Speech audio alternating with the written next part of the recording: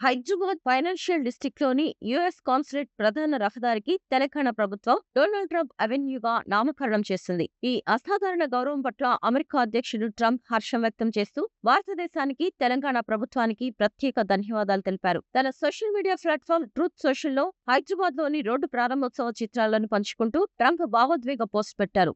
భారతదేశంలోని హైదరాబాద్‌లో నూతనంగా ఏర్పాటైన డొనాల్డ్ ట్రంప్ అవెన్యూ పదవిలో ఉన్న ఒక అమెరికా అధ్యక్షుడికి ఈ విధంగా గౌరవం దక్కడం చరిత్రలోనే ఇదే తొలిసారి. థాంక్యూ అని ఆయన పేర్కొన్నారు. గతంలో యుఎస్ కాన్సులేట్ రోడ్డుగా పిలిచిన నానక్రామగూడలోని ఈ రహదారి అమెరికా కాన్సులేట్ జనరల్ కార్యాలయానికి ఆనుకుని ఉంటుంది. గూగుల్, మైక్రోసాఫ్ట్, అమెజాన్ వంటి ప్రపంచ ప్రసిద్ధి అమెరికన్ ఐటీ దిగ్గజాల క్యాంపస్లు కూడా ఈ రోడ్లో పరిసరాల్లోనే ఉన్నాయి. అమెరికాకు స్వాతంత్ర్యం సిద్ధించి 250 ఏళ్లు పూర్తవుతున్న సందర్భంగా నిర్వహించిన ఫ్రీడమ్ 250 వేడుకల వేదికగా ఈ వారం ప్రారంభంలో నూతన నామకరణ ఫలకాన్ని అధికారికంగా ఆవిష్కరించారు. భారత్, అమెరికా దేశాల మధ్య ఉన్న దృఢమైన ద్వైపాక్షిక సంబంధాలకు, గ్లోబల్ టెక్ హబ్‌గా అంతర్జాతీయ స్థాయిలో హైదరాబాద్ సాధిస్తున్న వృద్ధికి ఈ నిర్ణయం ఒక నిదర్శనమని ముఖ్యమంత్రి రేవంత్ రెడ్డి నేతృత్వంలోని తెలంగాణ ప్రభుత్వం పేర్కొంది. 2025 చివరిలో జరిగిన US India strategical partnership forum సదస్సులోనే రేవంత్ రెడ్డి ఈ ప్రాతిపదికను ప్రకటించారు. కాగా ఈ ప్రతిష్టాత్మక బోర్డు ఆవిష్కరణ కార్యక్రమంలో